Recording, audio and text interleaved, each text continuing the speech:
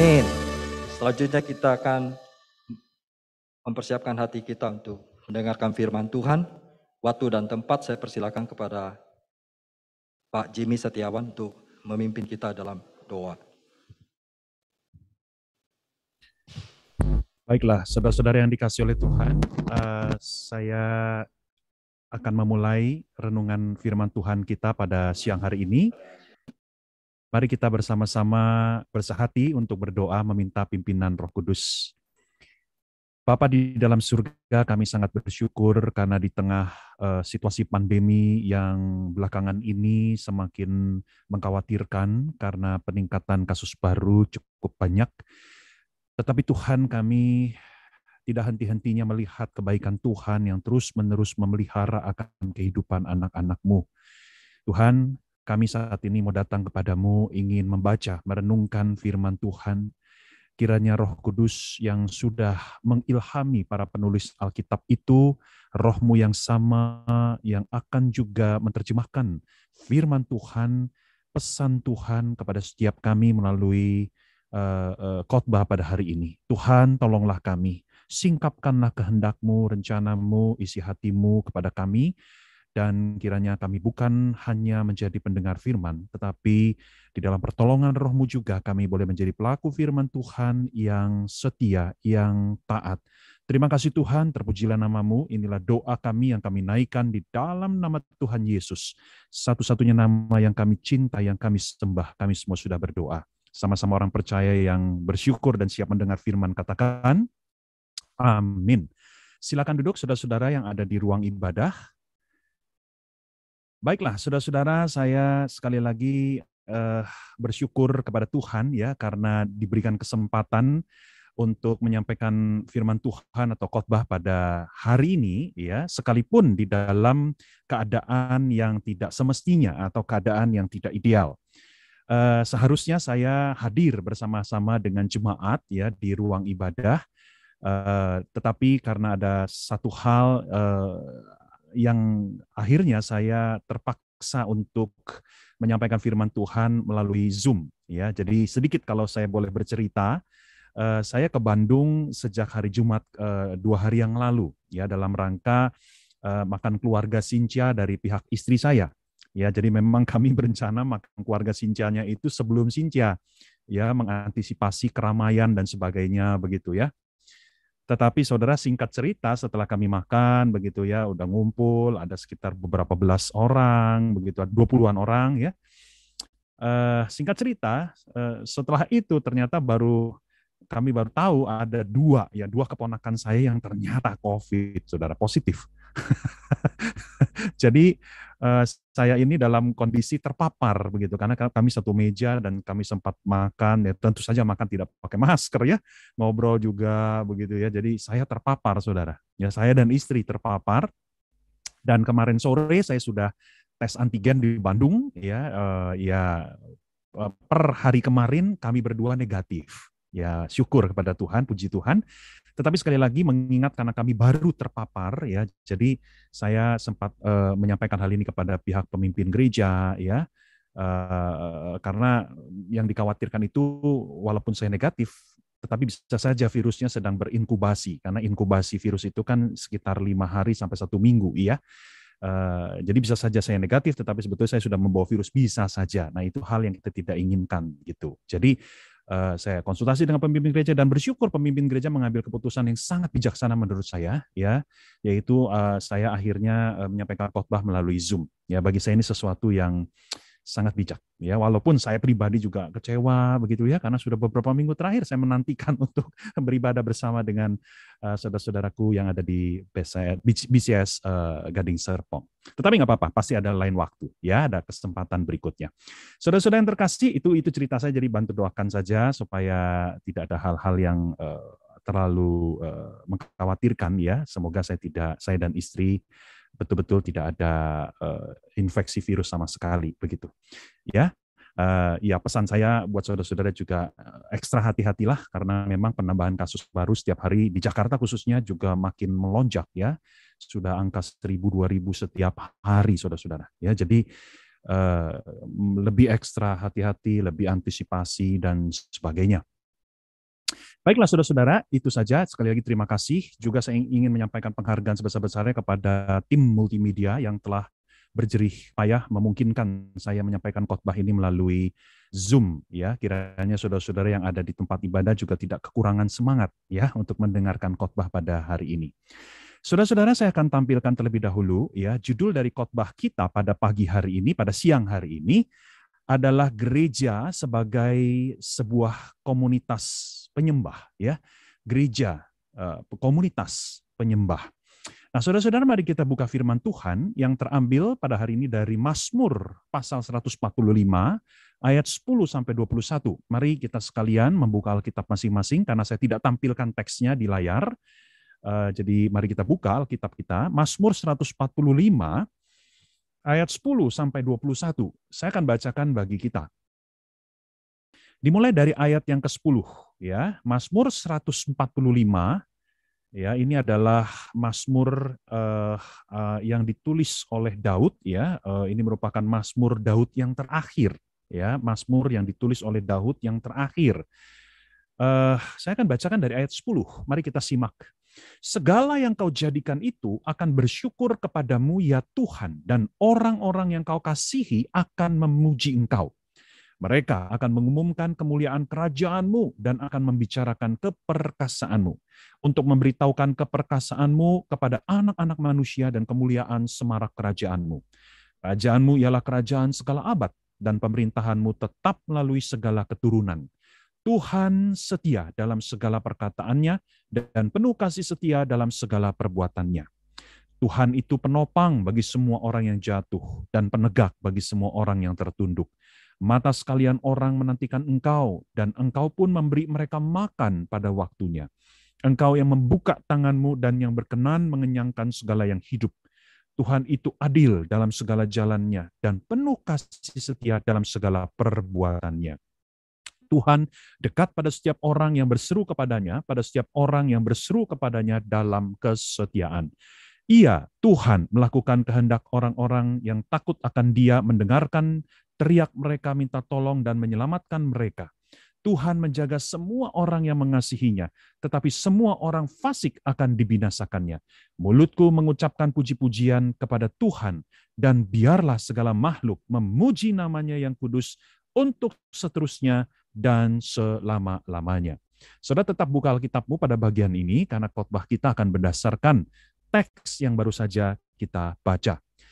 Nah, saudara-saudara, pada hari ini kita akan bersama-sama merenungkan sebuah topik yang sangat-sangat penting di dalam kehidupan kita sebagai orang percaya, yaitu tentang penyembahan atau tentang worship. Ya, saudara, kita tahu bahwa penyembahan adalah sesuatu yang sangat sentral di dalam kehidupan anak-anak Tuhan. Ya, kita memang diciptakan, kita memang ditebus oleh Tuhan untuk menjadi penyembahnya. Nah, itu sebabnya saudara, saya memang sengaja di dalam pergumulan dan persiapan khotbah ini untuk memilih Mazmur 145. Nah, saudara-saudara, kita mengetahui bahwa Mazmur 145 sampai 150 ya merupakan satu seri mazmur yang memang bertujuan untuk mengundang umat Tuhan memuji dan menyembah Dia.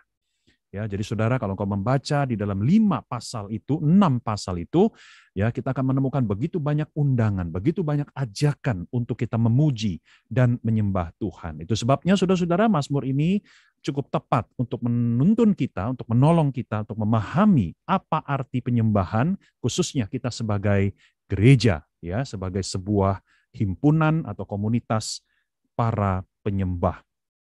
Nah, saudara-saudara yang dikasihi oleh Tuhan, kita semua tahu bahwa sejak kurang lebih bulan Maret tahun 2020 sampai saat ini, ya negara kita berada di tengah-tengah pandemi. Ya, dan di dalam masa pandemi ini kita sebagai gereja juga sudah mengalami berulang-ulang bagaimana kita akhirnya beribadah secara online, ya ketika pandemi memburuk, ya, ketika ancaman virus COVID-19 menjadi jauh lebih berbahaya, dan ketika gereja memutuskan untuk akhirnya menutup ibadah onsite, dan kita mengalaminya itu bersama-sama, bukan? ya kita akhirnya harus migrasi beribadah melalui online. Nah, di tengah-tengah situasi seperti ini, ada saja jemaat yang akhirnya berpikir dan bertanya, ya sebetulnya seberapa penting sih ya beribadah bersama umat Tuhan yang lain begitu. Ya, wah saya tidak punya akses internet, saya sulit untuk menggunakan Zoom ya dan sebagainya kendala-kendala yang mungkin ditemui oleh jemaat ya di dalam mengikuti ibadah online. Dan akhirnya juga ada jemaat yang malah merasa ya udahlah ini lagi pandemi ya udahlah kalau nggak beribadah ya mungkin ya harusnya dimaklumi dong ya kan karena ini memang situasi yang abnormal ya jadi kalau saya cuti dulu dari ibadah ya mestinya bisa dipahami begitu ya daripada kita kena virus dan akhirnya itu membahayakan diri dan keluarga kita. Nah, saudara-saudara sekali lagi inilah pertanyaan yang kalau kita mau akui dengan jujur, pertanyaan ini hinggap di kepala kita, bukan? Ya, selama masa pandemi, ketika kita beribadah online, ketika kita sulit sekali untuk ibadah, maka kita jadi bertanya, seberapa penting sih sebetulnya beribadah bersama dengan umat Tuhan lainnya? Ya, bukankah saya bisa menyembah Tuhan sendiri di rumah? Dalam keadaan pandemi begini, ya nggak usahlah ke gereja, walaupun gereja sudah dibuka, ya cukuplah saya beribadah di rumah, ya saya bisa ajak keluarga saya sendiri bernyanyi 2-3 lagu rohani, kemudian baca Alkitab, ya bukankah itu sama saja begitu? Jadi seberapa penting, seberapa mendesaknya, seberapa apakah memang beribadah bersama dengan umat Tuhan adalah sebagai sesuatu yang tidak tergantikan begitu? Nah, saudara, ini adalah satu pertanyaan yang menurut saya penting untuk kita jawab, ya, karena seberapa berhasilnya kita menjawab pertanyaan ini, ya menurut saya ini akan ujung-ujungnya akan membantu kita memiliki motivasi di dalam beribadah. Kalau kita gagal menjawab pertanyaan ini, maka kita akan menjadi orang Kristen yang tidak sungguh-sungguh menangkap apa itu tujuan ibadah. Ya, kita tidak memiliki motivasi yang solid di dalam kita beribadah. Sehingga tidak heran ketika situasi seperti pandemi menimpa, kita dengan mudahnya memutuskan untuk tidak beribadah. Ya, karena kita tidak punya itu landasan, kita tidak punya itu motivasi yang kuat. Sebaliknya kalau kita berhasil menjawab pertanyaan ini, maka kita akan menjadi orang Kristen yang akan berjuang, yang akan dengan penuh kerinduan, bukan keterpaksaan, untuk tetap beribadah, walaupun dengan cara-cara yang tidak ideal, seperti online. Nah, saudara-saudara ada seorang penulis, ya, seorang ahli sejarah gereja sebetulnya, ya, yang bernama Ralph Martin, dan kutipannya menurut saya menjadi jawaban yang cukup sangat relevan dengan pertanyaan ini, ya, dan juga cocok dengan judul khotbah kita. Ya, Ralph Martin pernah mengatakan bahwa gereja milik Kristus, ya, diciptakan oleh Allah, memang sengaja diciptakan oleh Allah untuk menjadi sebuah komunitas yang menyembah. Ya, jadi kalau kita belajar tentang siapa sih hakikat atau identitas gereja, ya kita bisa bilang gereja itu umat pilihan, kita bisa bilang gereja itu adalah anak-anak Tuhan, ya. Tetapi kita di hari ini ya kita melihat bahwa jati diri atau identitas gereja yang kita mungkin jarang pikirkan adalah gereja juga merupakan komunitas penyembah. Ya, kita adalah kelompok, kita adalah himpunan orang-orang yang menyembah Tuhan. Nah, saudara-saudara, dalam rangka kita menjawab pertanyaan di awal khotbah tadi, ya seberapa penting sebetulnya kita beribadah bersama, ya sebagai satu umat Tuhan. Maka disinilah kita akan menengok kepada Mazmur 145 tadi. Karena di dalam Mazmur ini, ya kita akan bersama-sama melihat ada 3 alasan. 3 tujuan mengapa kita sebagai umat Tuhan ya harus menyembah bersama. Ya, penyembahan korporat atau ibadah jemaat itu bukan sesuatu yang bersifat pilihan, bukan sesuatu yang kita boleh lakukan atau tidak lakukan tergantung situasi. Tidak, saudara-saudara. Kita harus beribadah bersama umat Tuhan lainnya setiap minggu dengan cara apapun yang dimungkinkan. Ya, nah kita lihat ada 3 alasan. Alasan yang pertama, saudara-saudara, ya, Karena ibadah bersama merupakan kesenangan bagi Allah. Yuk, mari sama-sama ucapkan kesenangan bagi Allah. Yes, kesenangan bagi Allah. Saudara-saudara, mari kita lihat ayat yang ke-10 ya. Saudara, di ayat yang ke-10 di kalimat terakhir ya, kalau kita membaca di situ dikatakan orang-orang yang kau kasihi akan memuji engkau. Ya, kita sebagai umat Tuhan akan memuji engkau. Nah, memang terjemahan bahasa Indonesia menggunakan kata memuji. Tetapi kalau kita menengok kepada bahasa asli atau bahasa Ibrani, ya bahasa asli Perjanjian Lama, maka menarik sekali sebetulnya kata kerja yang dipakai di sini lebih tepat diterjemahkan bukan memuji, tetapi memberkati. Nah, itu dia. Ya, jadi orang-orang yang kau kasihi akan memberkati engkau. Memberkati siapa? Memberkati Tuhan, saudara-saudara. Nah, kita seringkali bingung ya, apa sih maksudnya memberkati Tuhan itu? Loh, kalau Tuhan memberkati kita, ya tentu karena Tuhan sumber berkat, ya kan? Kita bisa mengerti itu. Tetapi apa maksudnya tuh bahwa kita yang memberkati Tuhan? Ya, sebetulnya ini adalah bahasa yang sering digunakan di dalam kitab Mazmur, bukan hanya di ayat ini. Ya, kitab Mazmur berulang-ulang juga mengatakan mari orang-orang percaya memberkati Tuhan, ya. Kita memberkati Tuhan, blessed be the Lord, ya, kiranya Tuhan itu diberkati. Nah, apa maksudnya kita memberkati Tuhan? Saudara, sebetulnya sederhana pengertian memberkati, ya. Memberkati itu artinya, ya, memberkati Tuhan artinya adalah kita menghormati dan menyenangkan Tuhan. Nah, itu maksudnya, ya. Jadi ketika kita memberkati Tuhan, itu artinya kita bukan sekedar kita dengan suara memuji, menyanyikan lagu untuk Tuhan, tetapi kita berusaha menyenangkan Allah di dalam segala cara, ya. Jadi kita itu ingin menyenangkan Tuhan. Nah, saudara-saudara, dikatakan di sini di dalam ayat ini, ya, subjeknya itu adalah orang-orang yang engkau kasihi. Ya, jadi di sini adalah jamak. Ya, orang-orang di sini artinya banyak, yaitu umat tebusan. Ya, nah, saudara-saudara, saya ingin menekankan ya kata kunci ini, orang-orang ini, umat Tuhan ini. Ya, jadi saudara-saudara tadi di sebelumnya saya sudah sebutkan bahwa bisa nggak kita beribadah secara pribadi saja? Tentu saja bisa. Ya, artinya begini, penyembahan secara pribadi, private worship, ya, personal worship itu tentu sebuah penyembahan juga yang bisa memuliakan Allah, yang bisa menyenangkan Allah.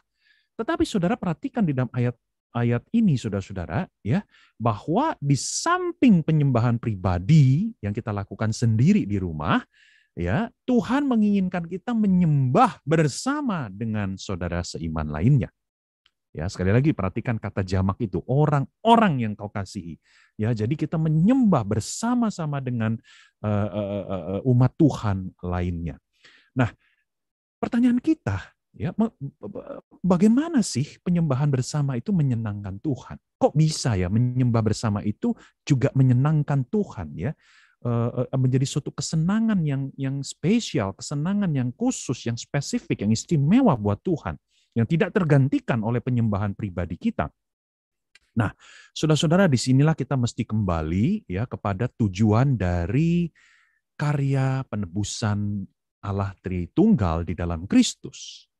Ya, saudara-saudara, tahukah kita bahwa ketika Tuhan menebus kita dari dosa, ya, dari hukuman dosa, ya, maka tujuannya itu bukanlah semata-mata supaya kita keluar dari neraka masuk surga, begitu. Ya, bukan sekedar semata-mata supaya kita tidak binasa, lalu kita mengalami kehidupan yang kekal bersama dengan Tuhan. Tidak, saudara. Ya, sekalipun itu terdengarnya baik, ya, tetapi bukan itu tujuan utama Tuhan menyelamatkan kita.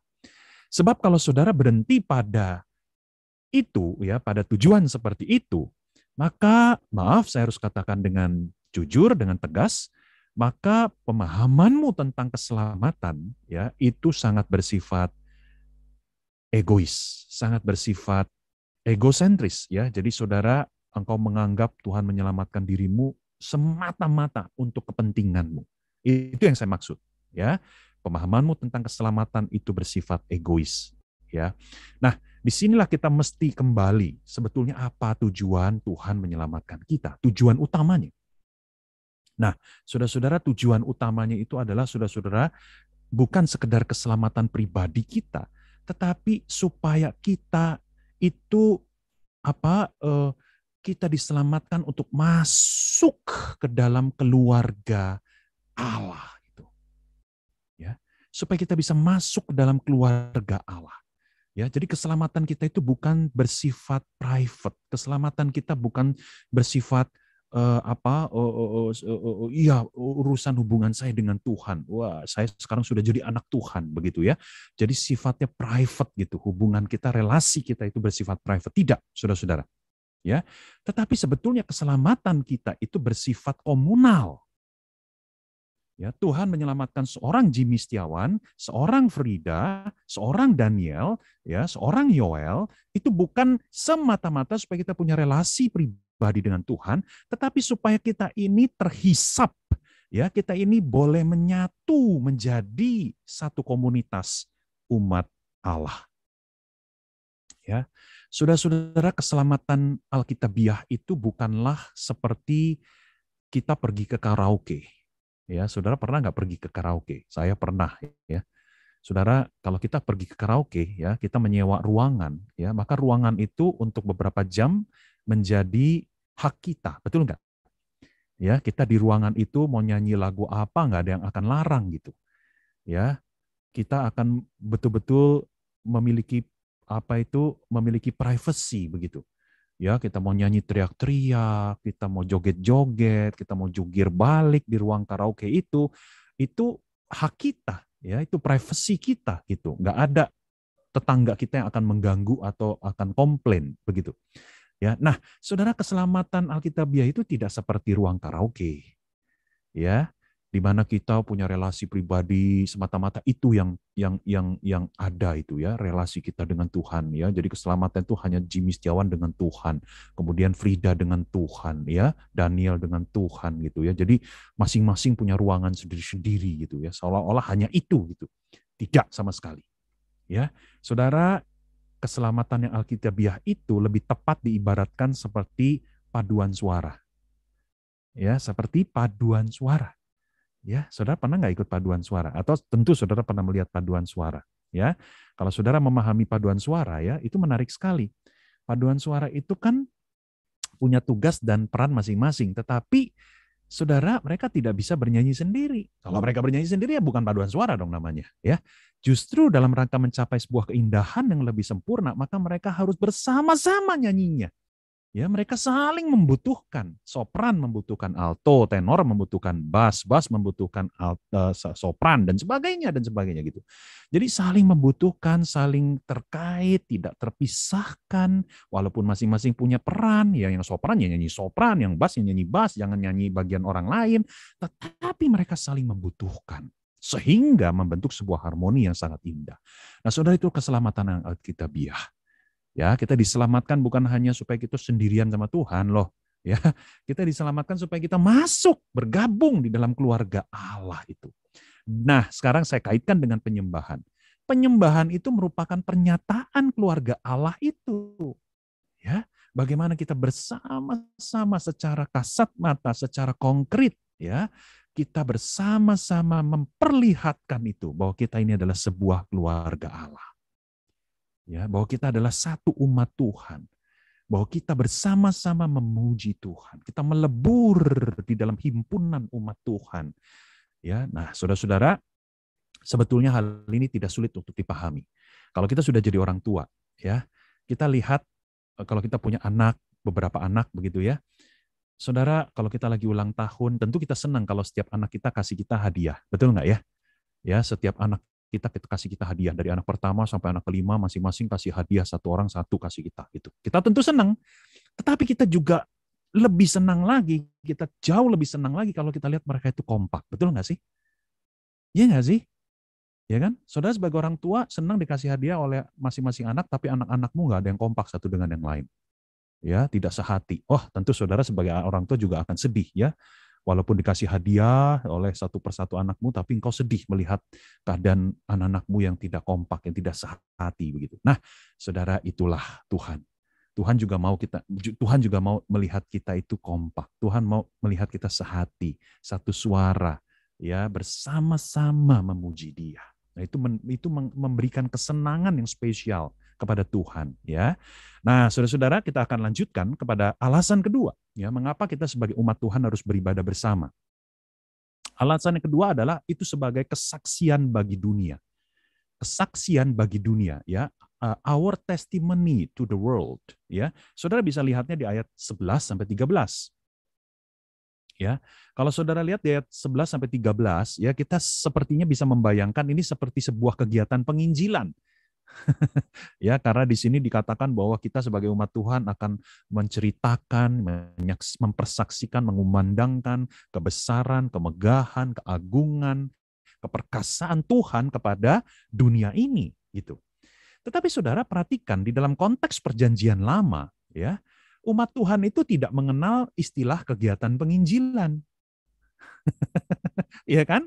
Saudara, umat Tuhan di perjanjian lama, bangsa Israel pada zaman dulu, mereka tidak bagi-bagi traktat kepada bangsa lain. Mereka tidak ada PI kepada bangsa lain. Tidak ada, saudara. Nah, kalau begitu, bagaimana ayat-ayat ini diwujudkan? Bagaimana umat Tuhan bisa dalam tanda kutip menginjili bangsa lain? Bagaimana umat Tuhan pada zaman itu bisa menceritakan tentang siapa itu Tuhan kepada orang yang tidak percaya? Yaitu melalui ibadah mereka. Ya, melalui ibadah mereka. Jadi saudara, disinilah kita perlu memahami satu kebenaran yang sangat penting, bahwa ibadah kita itu memperagakan dan menceritakan, ya, tentang siapa Tuhan yang kita sembah kepada orang-orang lain. Saudara-saudara, seringkali kita memisahkan antara ibadah reguler dengan ibadah KKR. Betul nggak ya? KKR, Kebaktian Kebangunan Rohani. Ya, kita semua tahulah pasti ya, gereja BCS ya. Kalau kita dengar kata KKR, maka apa yang kita pahami? KKR itu ibadah khusus untuk menginjili, betul nggak sih? Betul nggak? Ya kan? KKR itu ibadah penginjilan, ya kan? Nah, saudara-saudara, sebetulnya pemisahan ini baru terjadi 2 abad terakhir. Ya, apa yang saya maksud? Jadi begini, kalau kita lihat di dalam sejarah ya, sebetulnya dimulai dari kira-kira abad 19 akhir. Ya, oleh George Whitefield ya, kemudian juga diteruskan oleh Charles Finney, ya, itu tokoh-tokoh gereja ya, di mana mereka itu sengaja mengadakan ya pertemuan-pertemuan di luar hari Minggu.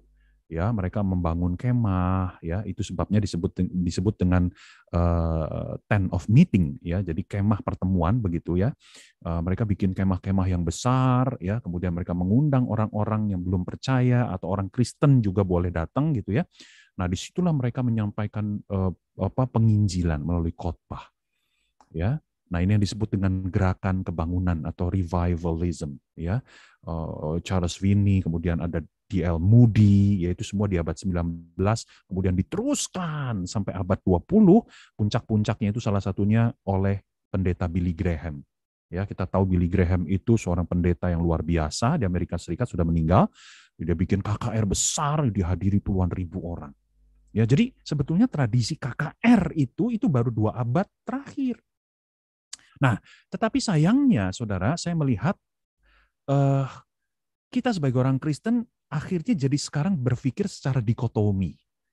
Seolah-olah ibadah penginjilan itu adalah bentuknya KKR saja. Nah, kita lupa bahwa sebetulnya ibadah hari Minggu itu juga merupakan KKR kecil. Ya, apa yang saya maksud? Jadi ibadah hari Minggu yang kita lakukan seperti sekarang, sebetulnya itu juga punya punya efek penginjilan. Jadi penginjilan itu bukan hanya di dalam KKR, ya, ibadah penginjilan itu bukan hanya KKR. Ibadah penginjilan itu juga termasuk dalam ibadah setiap hari Minggu. Karena apa? Karena di dalam ibadah hari Minggu kita menceritakan kepada dunia siapa itu Tuhan. Dan bukan hanya menceritakannya, kita juga memperagakannya, saudara-saudara. Ya, kalau Tuhan itu agung, Tuhan itu mulia, kita memperagakannya dengan sikap penyembahan kita yang juga penuh hormat. Kalau kita menceritakan kepada dunia bahwa Tuhan itu penuh kasih, maka kita juga memperagakannya dengan penyembahan kita yang penuh sukacita, penyembahan kita yang penuh rasa syukur. Kita memperagakan itu, saudara-saudara, di dalam penyembahan kita. Saudara bayangkan kalau ada orang yang belum percaya datang ke ibadah di BCS, ya, BCS Gading Serpong, lalu melihat jemaatnya, misalnya nih, maaf ya, misalnya jemaatnya banyak yang lagi ibadah itu mereka lesu, mereka malas-malesan, mereka setengah hati nyanyinya, setengah suara nyanyinya, enggan-engganan, baca handphone dan sebagainya sembarangan. Maka saudara perhatikan, bagaimana dong itu penilaian orang yang belum percaya yang datang ke gerejamu? Mereka akan merasa, kalau gitu Tuhannya orang Kristen gak istimewa. Tuh lihat aja jemaat BCS Gading Serpong. Ya, mereka yang percaya Tuhan mereka aja, mereka begitu ibadahnya. Ya, seolah-olah Tuhan mereka itu kecil gitu. Buat apa saya percaya sama Tuhannya orang Kristen? Nah, saudara lihat, itu terjadi kan? Tapi sebaliknya kalau ada orang tidak percaya datang ke gerejamu, ya, lalu melihat jemaat BCS Gading Serpong itu menyembah Tuhan dengan penuh semangat, dengan penuh antusiasme, ya, dengan penuh rasa syukur, sukacita, ada rasa hormat juga di situ kepada Tuhan. Wah, itu akan menjadi suatu kesaksian yang luar biasa. Ya, maka orang-orang yang belum percaya yang datang ke dalam ibadahmu, mereka akan tersentuh. Ya, mereka akan mereka akan melihat, wah, ternyata Tuhannya orang Kristen adalah Tuhan yang luar biasa. Ya, kenapa? Karena mereka melihat dengan mata kepala mereka sendiri bagaimana sikap penyembahan kita yang memperagakan kebesaran Tuhan itu.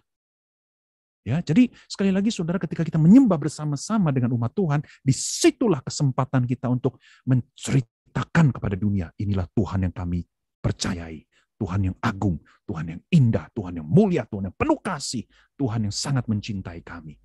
Ya, dan peragakan itu dengan sebaik-baiknya di hadapan dunia. Nah, saudara-saudara, sekali lagi ini adalah alasan yang kedua, ya, mengapa kita perlu menyembah Tuhan bersama-sama, karena kesaksian bagi dunia. Yang ketiga, saudara-saudara, saya khawatir waktu saya sudah hampir habis atau sudah lewat malah. Ya, saudara-saudara, kita lihat alasan yang ketiga. Alasan yang ketiga adalah mengapa kita beribadah bersama-sama dengan umat Tuhan, ya, karena memang itu kebaikan bagi kita. Kebaikan bagi kita. Saudara perhatikan, ya, coba kita lihat yuk ayat 14-20. Saudara coba lihat, saudara garis bawahi, ya, saudara highlight kata kerja yang digunakan di situ. Ya, coba perhatikan, Allah melakukan apa saja kepada kita. Ya, Allah akan apa? Coba menopang, Allah akan menegakkan, Allah akan memuaskan, Allah akan mengenyangkan, Allah akan menolong, Allah akan menyelamatkan kita. Saudara, semua karya Allah ini dapat kita alami dalam ibadah, bukan? Ya, di dalam ibadah yang kita ikuti, kita akan mendapatkan kebaikan-kebaikan dari Allah buat kita.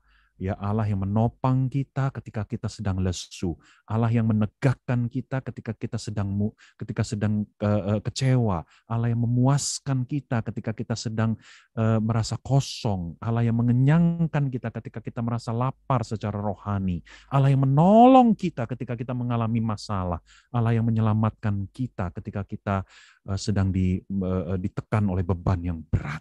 Semua kita bisa alami, ya, kita mendapatkan penghiburan, kita mendapatkan teguran, kita mendapatkan penuntunan, kita mendapatkan peneguhan dari Tuhan sepanjang ibadah. Bukan hanya melalui khotbah, ya, bisa melalui perkataan worship leader, bisa melalui nyanyian yang kita nyanyikan, bisa melalui salib yang kita lihat di dalam ruang ibadah, ya, bisa melalui apapun tindakan atau elemen-elemen ibadah dari awal sampai akhir, selama kita mengikuti ibadah dengan penuh penghayatan. Tuhan berbicara kepada kita dari awal sampai akhir. Tuhan bukan hanya bicara kepada kita di dalam khotbah. Ya, Tuhan bicara dari awal sampai akhir. Selama kita sungguh-sungguh merendahkan diri, selama kita sungguh-sungguh melembutkan hati kita untuk menangkap apa yang Tuhan mau sampaikan kepada kita. Saudara-saudara, memang tujuan utama ibadah adalah kita memuliakan Tuhan. Tetapi di saat yang sama, Tuhan yang penuh anugerah, Dia menyediakan begitu banyak berkat rohani kepada kita di dalam ibadah. Bayangkan seperti kita menghadiri sebuah resepsi pernikahan, ya. Kita datang ke resepsi pernikahan tentu karena kita ingin menghormati pasangan yang menikah, ya, kedua mempelai. Kita datang ya untuk memberikan rasa penghormatan kita kepada mereka, ya, untuk dukungan kita kepada mereka. Tetapi di saat yang sama, ketika kita datang ke resepsi, tentu perut kita dikenyangkan, betul nggak ya?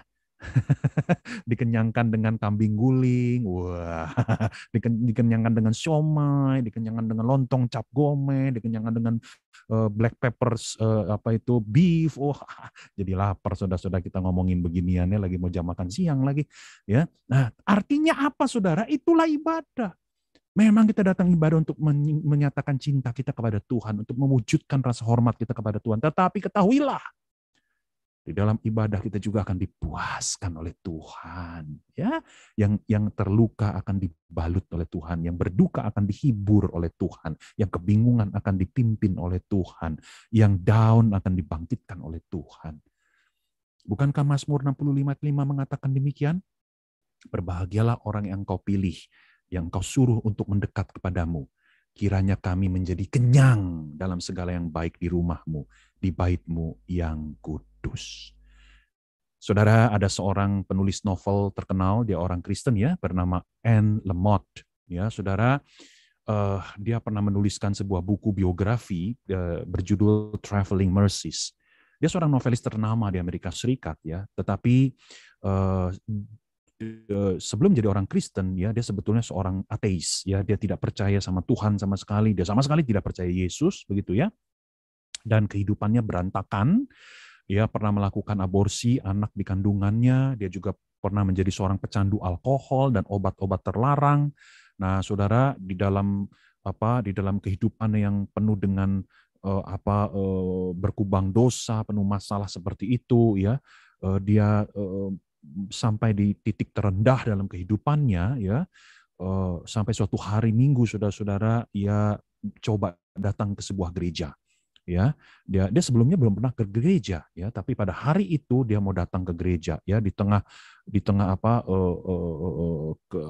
pergumulan yang sedang dihadapi itu ya.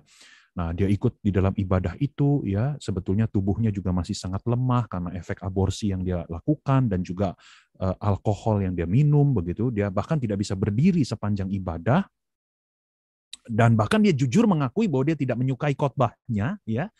Tetapi di penghujung ibadah, jemaat menyanyikan sebuah lagu. Dan melalui nyanyian inilah Anne Lamott akhirnya merasakan jamahan Allah yang hidup. Ya, dan dia mulai menangis begitu rupa. Dan dia keluar dari ruang ibadah, dia pulang ke rumahnya, dan dia berlutut di ruang tamunya, dia akhirnya menerima Yesus sebagai juru selamat. Ya, saudara-saudara perhatikan, Anne Lamott akhirnya mengalami kasih Tuhan melalui apa? Melalui ibadah. Ya, di dalam ibadah dia mengalami Tuhan yang menjamah, yang memperbarui, yang melahirbarukan dia. Nah, sejak saat itu sampai sekarang dia menjadi seorang novelis yang sungguh-sungguh cinta Tuhan, dan di dalam setiap karya tulisnya dia mengekspresikan juga imannya kepada Tuhan. Ya, nah, saudara-saudara, itulah alasan ketiga. Ya, di dalam ibadah kita juga mendapatkan kebaikan-kebaikan dari Tuhan buat kita. Ya, yang menumbuhkan, mendewasakan, yang mendampingi perziarahan hidup kita. Saudara, saya akan tutup renungan khotbah kita pada siang hari ini, ya, setelah kita mendengarkan 3 alasan mengapa sih kita harus beribadah bersama dengan umat Tuhan, maka saya akan mengakhirinya dengan mengajak kita kembali melihat ayat 21, ya, di mana dikatakan biarlah segala makhluk memuji namanya yang kudus untuk seterusnya dan selama-lamanya. Saudara-saudara perhatikan ya, kalimat ini, ayat ini, saudara-saudara sebetulnya memandang jauh ke depan. Ya, ini tidak sedang bicara ibadah pada hari ini, pada saat ini, ya. Tetapi ini adalah ibadah di kemudian hari, di akhir zaman. Ketika Yesus datang kembali, seperti yang kita lihat di dalam kitab Wahyu pasal 4 dan 5, ya, di mana ketika Yesus datang kembali, ya maka seluruh umat Tuhan bersama dengan para malaikat akan menyembah Tuhan selama-lamanya. Dan kalau saudara perhatikan di dalam Wahyu pasal 4 dan 5, bagaimana umat Tuhan menyembah Tuhan dengan penuh gairah, dengan penuh semangat, dengan penuh kekuatan, dengan penuh antusiasme itu. Saudara, kenapa bisa begitu? Apakah karena musiknya keren? Apakah karena WL-nya bagus? Nggak ditulis di dalam kitab Wahyu, saudara-saudara.